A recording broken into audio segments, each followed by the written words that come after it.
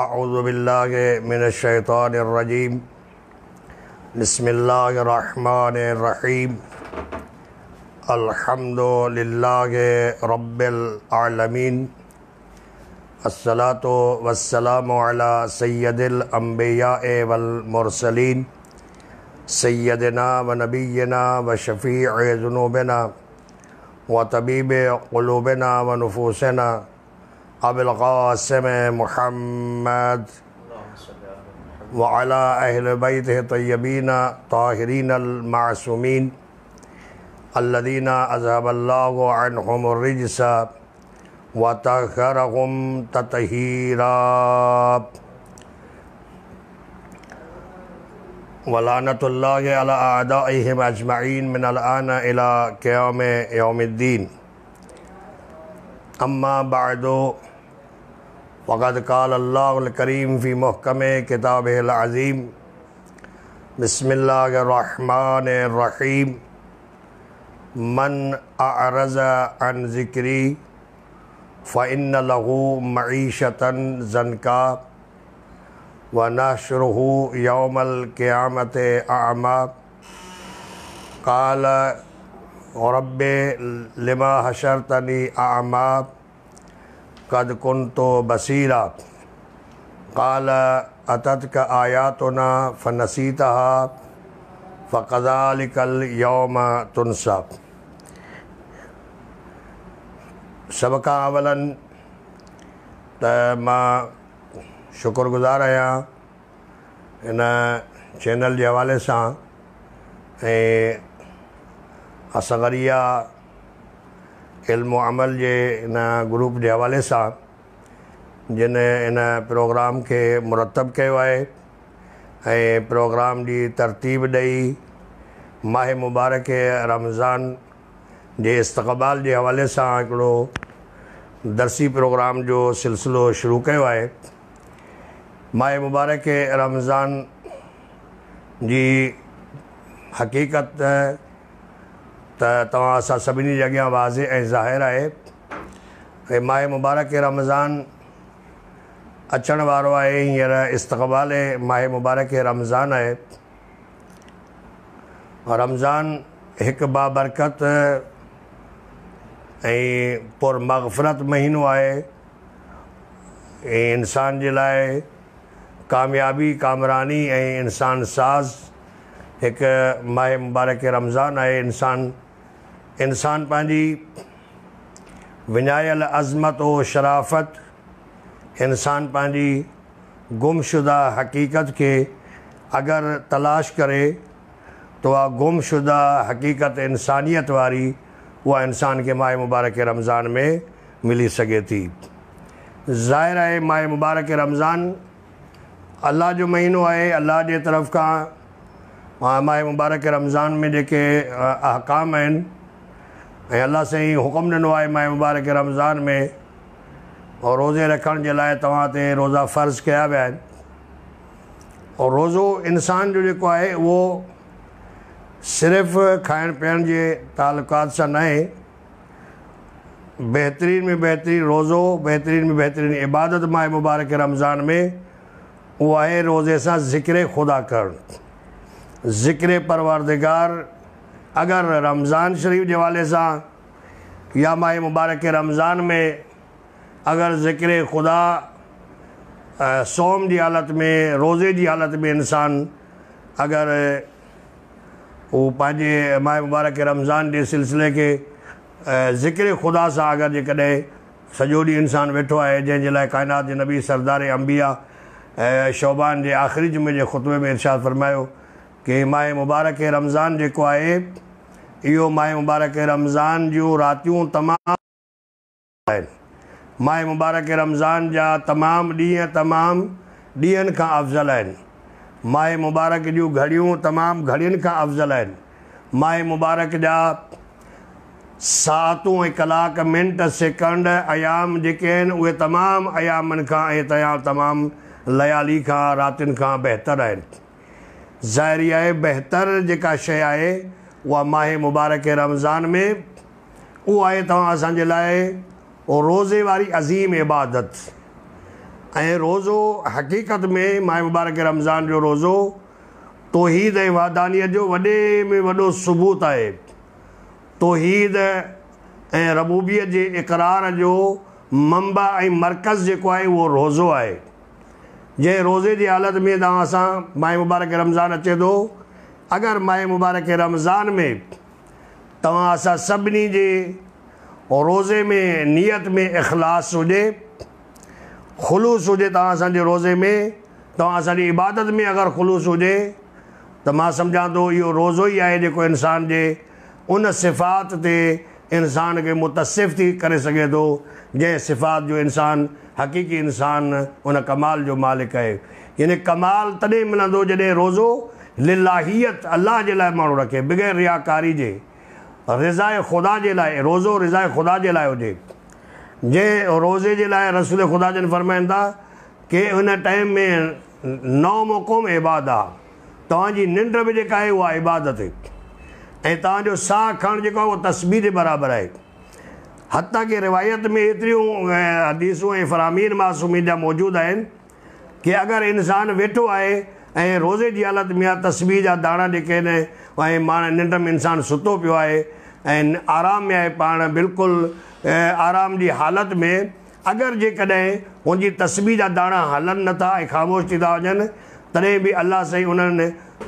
तस्बीह जे दाणनि खे, रोज़े वारनि जे तस्बीह जे दाणनि खे, फ़रिश्तनि खे अलाह साईं हुकुम फरमाईंदो आहे कि उहे फ़रिश्ता उन जे तस्बीह जे दाणनि खे हलाईंदा आहिनि। गोया कि माह मुबारक रमज़ान में तव्हां असांजी तस्बीह में, तव्हां असांजी इबादत में, तव्हां असांजे लाइ अलाह जे तरफ़ खां मुक़ररु शुदा फ़रिश्ता मलाइका जेके इंसान जी इबादत खे ॾिसनि था ऐं उनजो अजर केॾो अज़ीम आहे। ऐं हिन अॼु जे ज़माने में जेकॾहिं तव्हां सां ॾिसो था, ख़ुशूसन जदीद दौर आहे ऐं हालात जेके असांजा आहिनि हींअर माह मुबारक रमज़ान में जेके हिन वक़्तु मुल्की या पूरी दुनिया जा हालात जेके आहिनि, उन हालात खे ॾिसी करे बि जेकॾहिं असां ॾिसूं था माह मुबारक रमज़ान में मोमिनीन पंहिंजे ज़ाहिर आहे पंहिंजे इलाइक़नि में रोज़नि सां प्यार कंदा हूंदा ऐं रोज़ा रखंदा। ऐं हक़ीक़त में माह मुबारक रमज़ान हक़ीक़त में ज़िक्र ख़ुदा आहे। असां तव्हां जेकॾहिं हिन में थोरी तवजो कयूं त आम ॾींहं ते इंसानु कंहिंखे कुझु खाराइणु पीआरणु या कंहिंखे पाणी पीआरणु या कोई शरबत जो गिलास पीआरणु या कोई खीर जो गिलास पीआरणु या काई मानी खाराइणु आम ॾींहंनि ते, उनजो सवाबु पंहिंजी जॻह ते आहे। अलबत्ता माह मुबारक में अगरि इंसान हिकु इंसान खे मुस्तहिक़ ग़रीब खे रिज़ाए ख़ुदा जे लाइ रोज़े जी इफ़्तारी कराए थो, उनजो अजर बि अलाह से अज़ीम रखियो आहे। हिकु मिसकीन जो हक़नि ते पहुचाए थो। रोज़ो सिर्फ़ु इन जो नालो न आहे त मसलन मां खाई पी ऐं वेही रहां ऐं मुंहिंजे जेको आहे सो पाड़े में कहिड़ा माण्हू हुजनि जिन वटि रोज़ जी इफ़्तारी ऐं सहरी जो बंदोबस्तु न हुजे, या मसलन हिन अॼु जे हालात में जेके ख़ुशूसन मुआशिरे जा हालात ॾिसूं था त कुझु एॾा हालात थी विया आहिनि जिते माण्हुनि जे लाइ सहरी ऐं इफ़्तारी जो बंदोबस्तु बिल्कुलु घटि आहे। इन जे करे बहितर आहे त माण्हू अवलनि उन्हनि जो ताउन करे ऐं अल्लाह जे हुकुम सां, जेको क़ुर मजीद जो हुकुम आहे, क़ुर मजीद में अल्लाह ते वयो त इमून तआम अला हुब्बिही मिस्कीनन,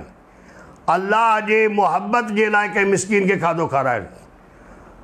अल्लाह जी मुहबत जे लाइ। मुंहिंजो हुन सां कोई मिस्कीन सां मक़सदु न हुजे, मुंहिंजो ज़ाती हुन सां को बि शुक्रिया करण जो बि मक़सदु हुन सां वाबस्ता न हुजे, मुंहिंजी काई बि लालच न हुजे, मुंहिंजो कोई बि तमा हुन सां न हुजे। अगरि इन हालत में मां कंहिं मिस्कीन खे पाण रोज़ो इफ़्तारी पाणी सां थो कयां, अगरि हुनखे ग़िज़ा सां खारायां थो त हिन रोज़े जो बि सवाबु आहे। ऐं अल्लाह जी हुब जे लाइ, हुब ख़ुदा, मुहबत ख़ुदा जे लाइ कंहिं मिसकीन ऐं ग़रीब खे खाधो ॾियणु, इहो बि हिकु अज़ीम इबादत में शुमारु थींदो माह मुबारक रमज़ान में। अल्लाह से क़ुर मजीद जी सूरत ताहा में जेको इरशाद फरमायो आहे, मन अअरज़ अन ज़िक्री, हीअ जेका दुनिया परेशान आहे उहा सिर्फ़ु इन जे करे परेशान आहे दुनिया। अगरि इन आयत खे असां तव्हां गौर सां पढ़ूं, इन ते कंहिंखे जुमिले ते तवजो कयूं, तव्हां असांजी अगरि तवजो हुजे त मन अअरज़ अन ज़िक्री, अल्लाह जी फरमाईंदा जेको बि मुंहिंजे ज़िक्र खां मुंहुं मोड़ींदो, मुंहिंजे ज़िक्र खां अगरि पंहिंजे एराज़ कंदो, ज़िक्र खां मुंहुं मोड़े छॾींदो, मुंहिंजे ज़िक्र खे पुठी ॾींदो, فَإِنَّ لَهُ مَعِيشَةً ضَنْكَا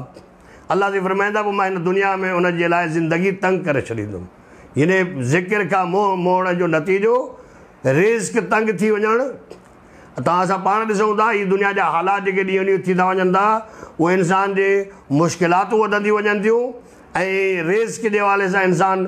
मईशत जे हवाले सां इंसान ॾींहों ॾींहुं मुब्तला थींदो वञे थो परेशान थींदो वञे थो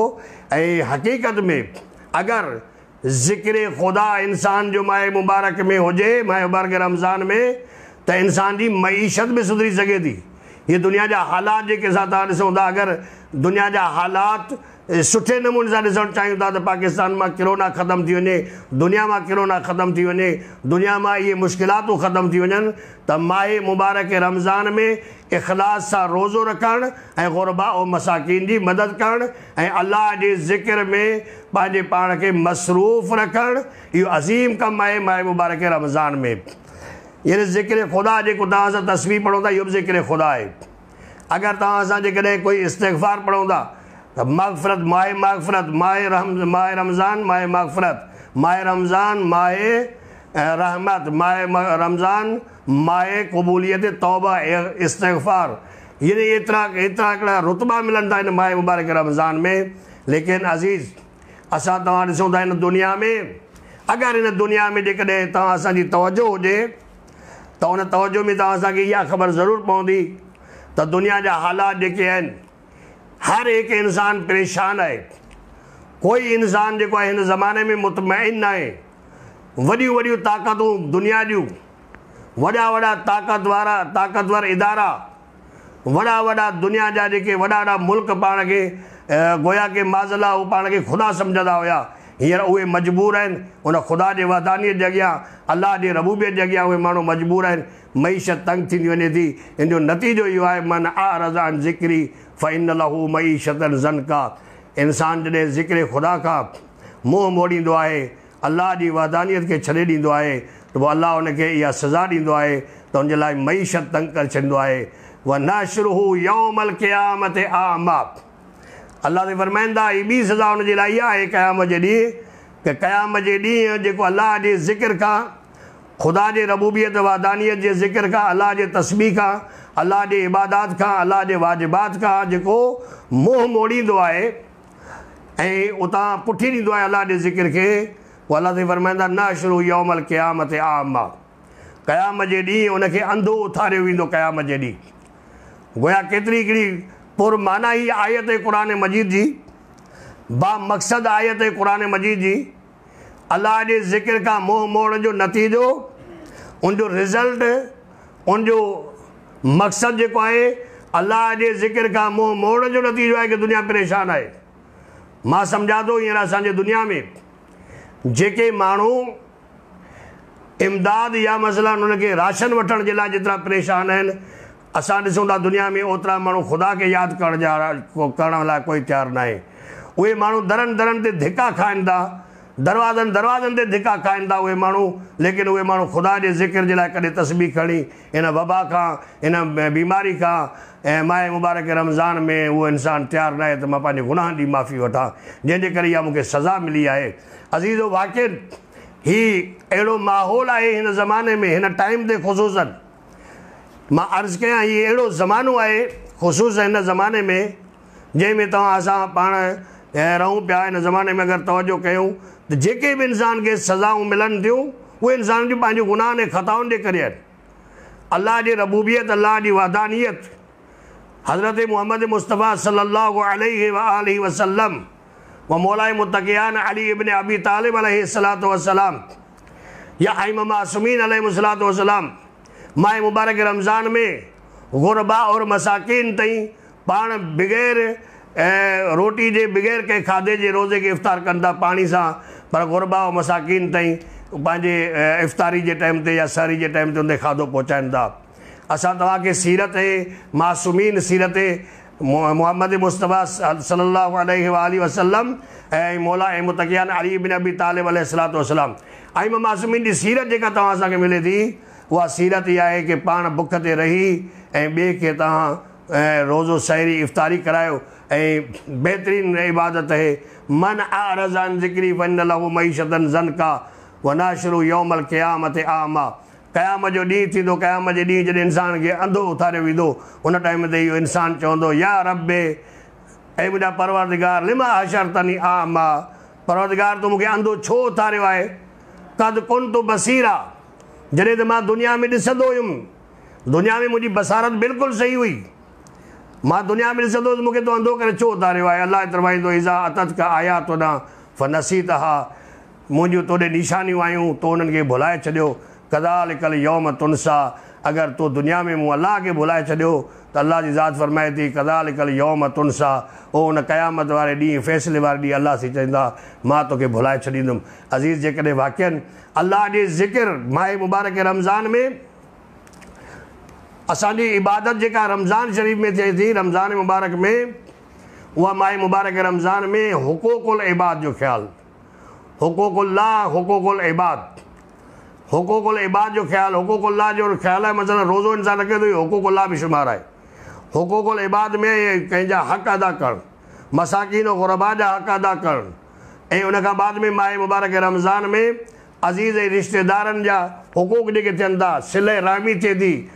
पंहिंजे गुनाहनि जी माफ़ी आहे, इस्तिग़फ़ार आहे. माह मुबारक रमज़ान में अलाह जे दरबार में दुआऊं घुरणियूं आहिनि, ऐं दुआ जेके आहिनि उहे इंसान जे लाइ हिकिड़ो बहितरीनु ज़रियो आहे. माह मुबारक रमज़ान में जंहिं रोज़े जी हालत में इंसान, अगरि रोज़े जी हालत में बुख हुजे, प्यास हुजे इंसान खे, त बुख ऐं प्यास में जेकॾहिं अलाह खां काई शइ घुरे थो त अलाह जी ज़ात खे वधीक इंसान ते रहम अचे थो, पोइ अलाह जी ज़ात उन जी दुआ खे क़बूल करे थी, ऐं इंसान जा उहे गुनाह बि माफ़ु थियनि था. असां तव्हांखे इहो करणु खपे त दुनिया जे तनक़ीद खे छॾे ॾियो, दुनिया जे हालात खे छॾे ॾियो, दुनिया जे माण्हुनि ते ग़ीबत करणु, उन ते चुगलखोरी करणु, उन्हनि जे हालात खे ॾिसणु, उन जे हालात जी जांच या ॻोल्हा करणु, जुस्तजू करणु, इहो तजस्सुस पैदा करणु, इहो तव्हां छॾे ॾियो. तव्हां पंहिंजी ज़ात खे ठाहियो. अगरि माह मुबारक में इंसान पंहिंजी ज़ात खे ठाहे थो त दुनिया तव्हांजे पोयां हूंदी, तव्हांखे दुनिया जे हालात सां कोई वास्तो न आहे. तव्हांखां क़यामत जे ॾींहुं पंहिंजी पुछा थींदी, क़यामत जे ॾींहुं इंसान खां रोज़े जे बारे में पुछा थींदी त पंहिंजे खां पाण खां थींदी, नमाज़ जे बारे में थींदी त इंसान खां पंहिंजे बारे में थींदी. कंहिंजे मसल ते तनक़ीद न कयो, कंहिंजे मज़हब ते तनक़ीद न कयो. मुंहिंजी आख़िर में इहो पैगाम आहे त कंहिं बि मसलक, कंहिं मज़हब ते, कंहिं बि इंसान ते तनक़ीद न थियणु खपे. असांजे पाकिस्तान में, ममलिकत ख़ुदादाद पाकिस्तान में माशाअल्लाह कसरत सां मुसलमान रहूं था, ऐं पाण में रवादारी आहे, पाण में इतिहाद आहे, पाण में मुहबत ऐं प्यार आहे. अगरि कंहिं इन मुहबत ऐं प्यार खे, इतिहाद खे, जेके आम तबिके जा माण्हू जेके आहिनि उहे हिनखे ख़तमु करणु चाहिनि था, असां उन्हनि जो कॾहिं बि साथ ॾींदासीं. हीअ माह मुबारक रमज़ान मुहबत, प्यार, इतिहाद जो महीनो आहे. हिन में इंसान पाण में मुहबत ऐं प्यार सां गुज़ारे. हिन माह मुबारक रमज़ान में इंसान जेको आहे उहो अलाह जी रज़ा जे लाइ, ऐं ख़ुसूसन मोमिनीन में, पंहिंजे मोमिनीन जे लाइ जेको पैगाम आहे माह मुबारक रमज़ान में, त रोज़ो पाबंदी सां इंसान रखे, ऐं रोज़े जो जेको टाइम आहे, रोज़े खे बि टाइम ते माण्हू रखे, टाइम ते रोज़े सां गॾु. ऐं बहितर आहे त नमाज़ जेका आहे उहा असां जेका 5 नमाज़ूं पढ़ूं था, सहरी करे जेॾी महिल इंसान नमाज़ पढ़े थो त उहा नमाज़ बि इंसान जी रोज़े में शुमार थिए थी. ॿिए पारी ऐं टे पारी यानी ज़ोहरैन जी नमाज़ जेका आहे उहा इंसान पढ़े थो, ऑटोमेटिक इंसान रोज़े सां ज़ोहरैन जे टाइम ते एतिरो सब्र करे जो वरी इंसान खे नमाज़ मग़रिब ऐं ईशा पढ़ी जेकॾहिं बाद में रोज़े जी इफ़्तारी करे त गोया मासूम जे कौल मुताबिक़ असांजे मोमिन जूं 5 ई नमाज़ूं रोज़े सां थी वञनि. 5 ई नमाज़ुनि जो जेको अदा थो करे उहो रोज़े जी हालत में करे थो. ऐं जू यानी बुख, अल इबादत फिल जो, अल इबादत फिल जो, अल इबादत फिल जो, ऐं लुत्फ़ जेको आहे उहो इबादत जो जेको बुख में आहे, इंसान जी प्यास ऐं बुख में जेको लुत्फ़ आहे इबादत में, मुंहिंजे ख़्याल में ॿी कंहिं सैर करे इंसान पेट भरे कंहिं इबादत में अगरि वेहंदो त उन में कोई एतिरो लुत्फ़ ऐं मज़ो न आहे. जेकॾहिं इंसान बुख ते हूंदो, प्यास ते हूंदो, उन इबादत में लुत्फ़ अचे थो, उन रूहानियत में लुत्फ़ अचे थो इंसान जो. ऐं इंसानियत जी रूहानी जेके